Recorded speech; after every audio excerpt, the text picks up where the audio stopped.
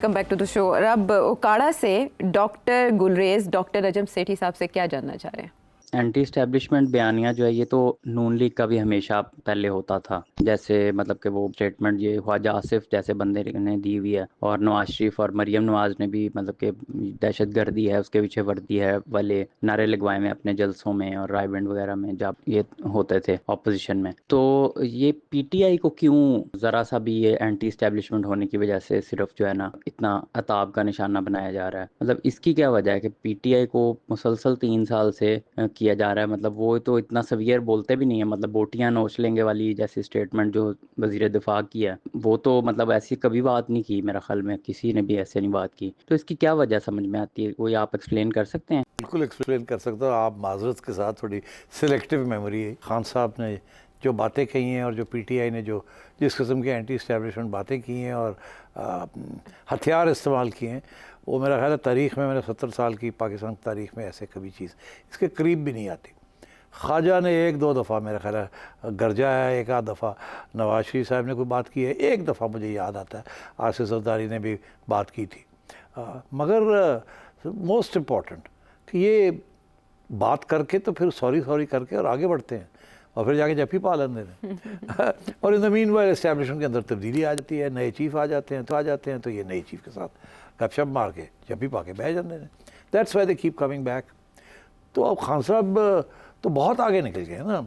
खान साहब के वो तो इल्ज़ाम जो है वो तो एक्चुअली बगावत का भी है ना। अगर आप शायद पीटीआई के सपोर्टर हैं इसलिए आपका ख्याल है कि नहीं वो तो फॉल्स फ्लैग ऑपरेशन था या आपको आपने कन्विंस कर लिया, ऐसी बात नहीं है। पीटीआई जो पीटीआई ने किया है ये मैंने ऐसी कभी चीज़ नहीं, जो गाली गलोच आपने की है पीटीआई ने, जो खान साहब ने खड़े होके और बातें की हैं आर्मी चीफ़ के ख़िलाफ़, एक्स आर्मी चीफ़ के ख़िलाफ़ भी और करंट आर्मी चीफ़ के ख़िलाफ़ भी एंड सो ऑन, तो ये तो पाकिस्तान की तारीख़ में ऐसी कोई चीज़ नहीं हुई। तो कंपेयर नहीं कर सकते आप। वो एक आध दफ़ा पार्लियामेंट में खड़े होकर किसी ने ये ख्वाजा साहब ने कह दिया, उसके बाद ख्वाजा साहब लेट गए, तो आप भी लेट जाए ना, तो क्या हो जाएगा? आप लेट जाए, सॉरी कर ले, माफ़ी मांग ले, भाई साहब माफ़ कर दो, असी तुहाडे नौकर हाँ, तो चलो गल अगे बढ़ती है। तुसी तो एक गल तो बाद दूजी गल ते आ जाते हो। तो ये आप प्लीज़ मेहरबानी करें, रिकॉर्ड को सही रखें कि आपने जो चौके छक्के मारे हैं, मेरा ख्याल है उसके कंपैरिजन में तो मियां नवाज शरीफ ने, पीपल्स पार्टी ने इक्का दुक्का ले लिया होगा और वो भी शायद रन आउट हो गए होंगे।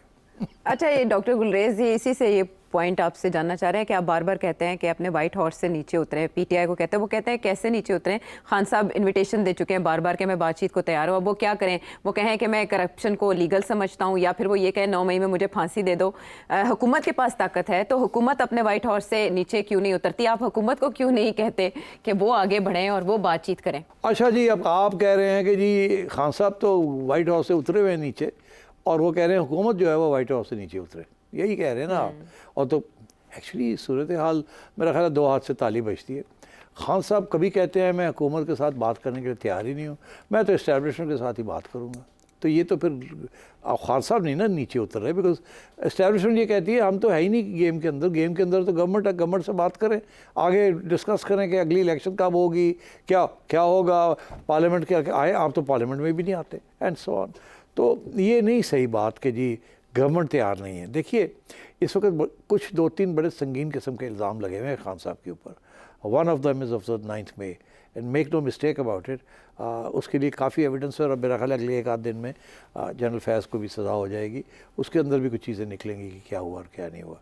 बट चले, दूसरी बात ये है कि नेगोशिएशंस इसलिए आगे नहीं बढ़ती कि खान साहब को कोई ट्रस्ट नहीं करता। खान साहब इतने यू टर्न्स लेते हैं कि नोबडी कोई गारंटी देने के लिए तैयार नहीं है। नवाज शरीफ साहब के लिए तो सऊदी अरेबिया ने गारंटी दे दी थी ना, और आसिफ ज़रदारी ने तो अपनी गारंटी दे दी थी खप्पे पाकिस्तान। तो एंड सो ऑन। तो खान साहब is not ready to talk. वो कहते हैं मेरी बात होगी या किसी और की बात नहीं होगी। अभी एक प्रोग्राम मैं देख रहा था कि एक हमारे सहाफ़ी दोस्त हैं, वो बता रहे थे कि खान साहब जिस दिन प्राइम मिनिस्टर बने हैं उसके अगले दिन उन्होंने DGFIA और IB को बुला लिया और कहा कि ये लिस्ट है, ये लोग हैं, इनको पकड़ो, अंदर करो, इनके नीचे निकालो, इनके ऊपर क्या क्या, और जेलों में डालें इनको। तो खान साहब तो पहले दिन से इस किस्म की इंतकामी कार्रवाई शुरू करने वाले थे। اور آخری پوائنٹ آپ کا کہ یہ لوگ تو سارے کرپٹ ہیں تو اور خان صاحب تو بڑے صاف ستھرے ہیں. It's not the case. معذرت کے ساتھ بالکل آنیسٹلی جو کرپشن کے پی میں ہوئی ہے PTI نے کی ہے, اور جو کرپشن خان صاحب کی ایکسٹینڈڈ فیملی نے کی ہے, وہ کوئی چھپی بھی بات نہیں ہے. جو پنجاب کے اندر جو ہو رہا تھا under Buzdar and the friends of the بیگم, اب رہنے دینا اس بات کو. جو بات تسلیم کرنے والی ہوتی ہے, اگر آپ وہ تسلیم کر لیں تو بات آگے بڑھتی ہے. اگر آپ وہی نہیں تسلیم کرتے اور یہ کہتے ہیں جی یہ تو چور تھے, اسی صاف ستھرے سنو وائٹ نہ تھے, ایسا کام نہیں چلتا. اگر آپ ہوتے تو شاید things might have been better, but your government, PTI government has not been like that. PTI government was a bad government for 4 years and it was a corrupt government, and Punjab was and KP were the sources of corruption. تو اس لیے یہ ذمہ داری تو لینی پڑے گی نا خان صاحب کو ایز پرائم منسٹر. یہ کانٹ سے جی میں نے پتہ ہی نہیں سی کی ہو رہا ہے, میرے یار دوست کرتے پے سن, میری بیوی دی یار دوست کرتے پے سن, وہ جڑا چیف منسٹر میں لگایا سی جنوں اسی کیا سارے نے کہا انہوں کڈو ہے تو کرپشن ہو رہی ہے, اور نہیں جی انہوں میں نہیں کڈنا. دس از ناٹ آن نا, بی فیئر. ٹھیک ہے. اب شانگلہ سے فضل ہادی. پچھلے کئی پروگراموں میں آپ نے پاکستانی معیشت کے لیے بہت برا عکس دکھایا تھا, لیکن ابھی سٹی صاحب ہم نے اپنی توقعات کو سی پیک کے پروجیکٹس کے ساتھ لگا دیے ہیں, جس کا فرسٹ فیز مکمل ہو چکا ہے اور سیکنڈ فیز پہ ابھی کام جاری ہے, اور پھر اس کے بعد تھرڈ فیز ہوگا. اور خاص طور پر اس پروجیکٹ کو تو اکنامک گیم چینجر کہا گیا ہے, کیونکہ اس میں انڈسٹریل زون شامل ہے جس میں یہاں پہ انڈسٹریز لگے گی, اور پھر اس کے بعد چائنا سے بلینز آف ڈالرز کی انویسٹمنٹ آئے گی, اور ہماری پروڈکٹس کے اوپر چائنیز لیبلز لگیں گے, اور اس طرح ہماری ایکسپورٹ میں تیزی آئے گی. اب یہاں پہ سب سے اہم سوال یہی ہے کہ کیا سٹی صاحب آپ کو پاکستانی معیشت کے لیے کچھ اچھے دن بھی نظر آتے ہیں سی پیک کے پروجیکٹس مکمل ہونے کے بعد؟ دیکھیے پاکستان کی معیشت جو ہے وہ سنبھل گئی ہے. پہلے ایسے ڈائیو مار رہی تھی, اس ہائیبریڈ گورنمنٹ نے اس کو روک لیا ڈائیو کو, اور اب آہستہ آہستہ جیسے جہاز نہیں ٹیک آف کے لیے تیار ہو جاتا تو یہ ریونگ اپ ہو رہی ہے تھوڑی سپیڈ لینے کے. IMF بھی یہ کہتی ہے کہ جو ڈیفالٹ کا خطرہ دور ہو گیا, کچھ سختیاں کرنی پڑی ہیں, ٹائٹ کرنی پڑی ہیں بیلٹس, مگر گروتھ آہستہ آہستہ واپس آ رہی ہے. آپ کا کرنٹ اکاؤنٹ جو ہے وہ بھی پازیٹیو ہو گیا ہے, امپورٹس گر گئی ہیں, ایکسپورٹس ٹھیک ہیں, بڑھ سکتی ہیں مگر بڑی نہیں, مگر امپورٹس گر گئی ہیں. ڈی ویلیویشن ہو رہی تھی وہ رک گئی ہے, بہت مہنگائی ہو رہی تھی وہ رک گئی ہے. ابھی تو کہہ رہے ہیں کہ مہنگائی کا یہ 2% سے بھی اوپر نہیں ہے اس وقت. تو انڈیکیٹرز تو اچھے ہیں. اور پہلے یہ تھا کہ جی 1% گروتھ ہوگی, پھر یہ تھا کہ 2% ہوگی, اب ہمیں کہا جا رہا ہے کہ 3% اس سال 3%, 2.5% ہوگی, اگلے سال 3.5% پہ بھی چلی جائے گی. تو آہستہ آہستہ آہستہ تھنگس آر گیٹنگ رائٹ. مگر اس کا یہ مطلب نہیں خوشحالی آ رہی ہے, وہ ابھی نہیں آنی.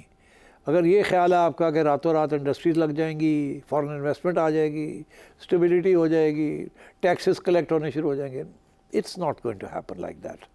البتہ یہ ہے کہ قطرہ قطرہ در سمندر. مگر اگر ہندوستان کے ساتھ یہ ٹینشن رہی, جو کہ ہندوستان کی کوشش ہے کہ اب یہ سارا وقت یہ ٹینشن رہے, ان کا یہ خیال ہے کہ اگر یہ ٹینشن رہے گی کسی وقت جنگ چھڑ سکتی ہے, تو پاکستان کو اپنی ڈیفنس الرٹنس اور سیکیورٹی کے اوپر اور پیسے خرچ کرنے پڑیں گے. انڈیا کی بہت بڑی اکانومی ہے, وہ سنبھال لیں گے, وہ 2, 3, 4, 5 ارب ڈالرز جو ہے اور ڈیفنس کو دے دیں گے, کوئی فرق نہیں پڑتا. ہمارے لیے پرابلم, اور ابھی already the military has asked for an increase. وہ کہتے ہیں کہ ہمارے ڈیفنس بجٹ کے لیے پیسے اگلے بجٹ میں دیں ہمیں. ظاہر ہے پیسے خرچ ہو گے نا. اب اس کے باوجود کہ چائنا آپ کو ادھار پہ دے رہا ہے بہت کچھ, ہتھیار بھی دے رہا ہے, سب کچھ, مگر at the same time I think اب ٹائٹ تو کرنا پڑے گا. آج کی خبر تھی کہ فیڈرل گورنمنٹ نے کچھ پیسے کاٹ لیے ہیں پروونسز کے نیشنل فائنانس کمیشن ایوارڈ کے. وہ کہہ رہے ہیں کہ آپ نے یہ پیسے دے رہے تھے, یہ پیسے دے رہے تھے, آپ نے دیے نہیں, ہم نے آپ کے پہلے ہی پیسے ہی کاٹ لیے جو ہم نے آپ کو دینے ہیں, اس میں سے ہم نے کاٹ لیے ہیں.